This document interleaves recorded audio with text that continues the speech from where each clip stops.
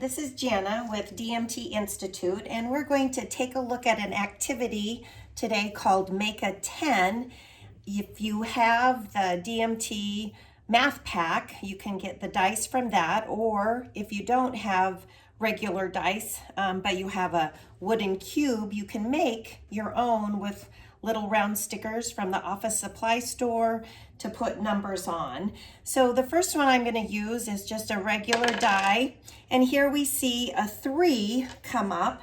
So you would have your child get 3 objects. I'm using the red and yellow chips from our pack, and we have 3 chips here. And we would ask the student, how many more would we need to get to 10?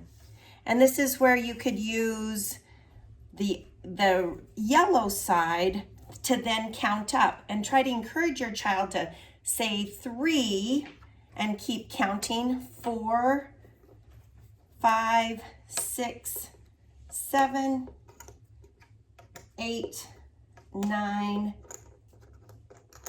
10. And then we would want the child to rephrase that to say 3 and 7 compose 10.